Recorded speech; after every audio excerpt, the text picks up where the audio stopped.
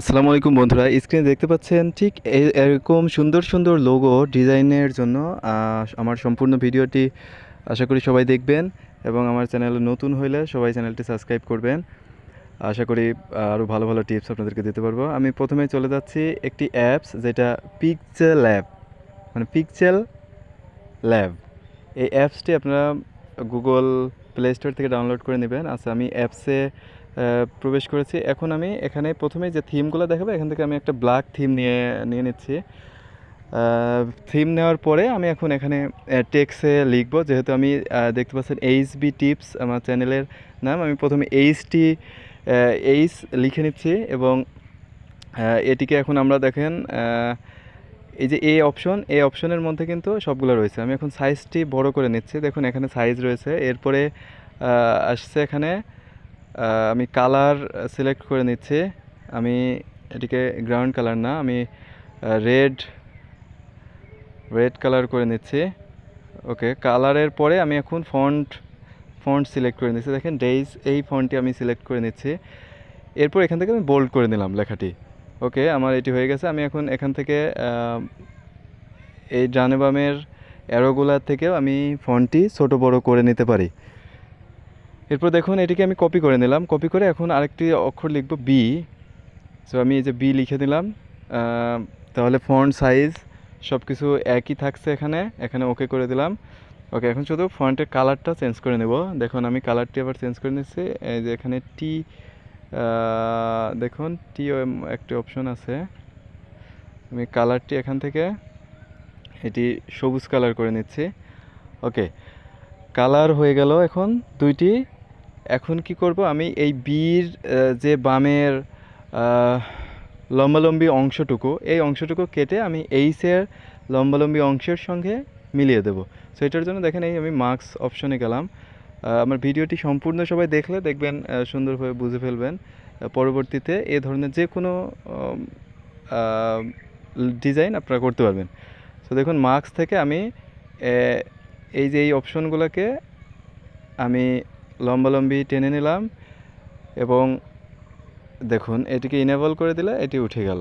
So এখন এটিকে আমরা এইচের সঙ্গে লাগিয়ে দেব, তাহলে কিন্তু বির বাম পাশের সাপোর্টটি হয়ে গেল।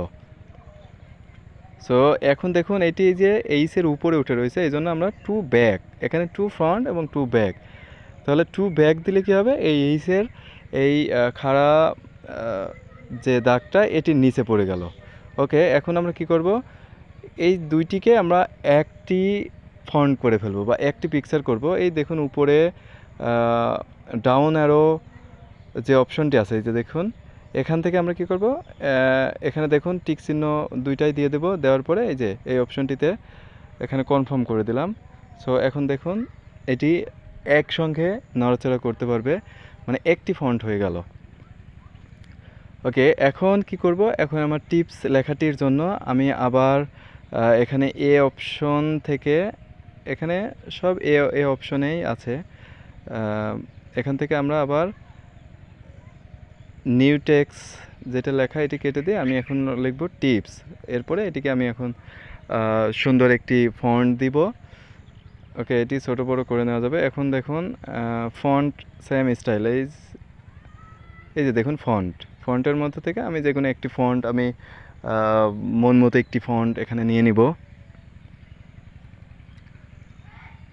উপরে দেখুন আইকনটিতে আপনারা দেখতে পারবেন যে ফন্টটি দিচ্ছেন ওইটার স্টাইল কেমন হবে।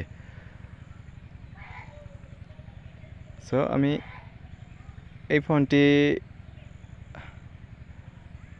অ্যাকনোলেজমেন্ট ফন্টটি মনে হচ্ছে সুন্দর দেখাচ্ছে। আচ্ছা, আমি এটি নিয়ে নিলাম। এটিকে একটু ছোট করে নিব, এটিকে এই বির নিচেই রাখবো। লোগোগুলা যেরকম সাধারণত হয়, আপনারা গুগল থেকে যে কোনো লোগো ডিজাইন ডাউনলোড করে তাহলে আইডিয়া নিতে পারবেন। এরপরে এই অ্যাপস থেকে আপনারা কাজ করতে পারবেন। আমি এটির একটি কালার দিয়ে দিচ্ছি যেটি এটির সঙ্গে মোটামুটি চোখে ফোটে।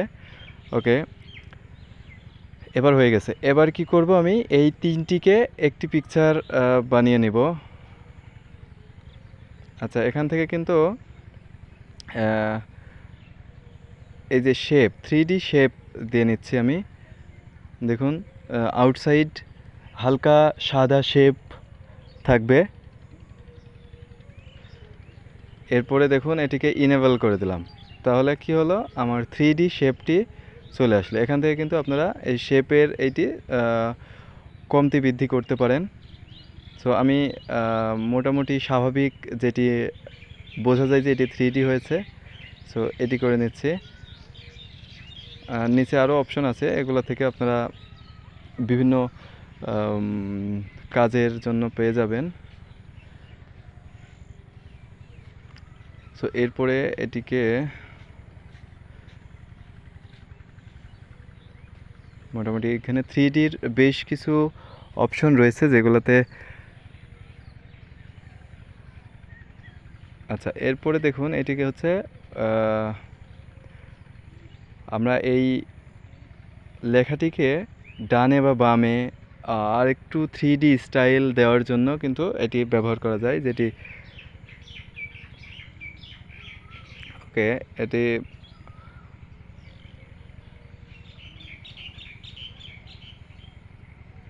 আচ্ছা এখন কি করব দেখুন, এটি হচ্ছে ট্রান্সপারেন্ট। এটি হচ্ছে আপনারা পিএনজি ফাইলগুলা যেভাবে আমরা বানাতে পারি, যে অন্য একটি লেখার উপরে দিলে পরে ব্যাকগ্রাউন্ডটি সহজেই চেঞ্জ করা যাবে। সো এখান থেকে দেখুন সেই ব্যাকগ্রাউন্ডগুলো চেঞ্জ করে নেওয়া যাচ্ছে।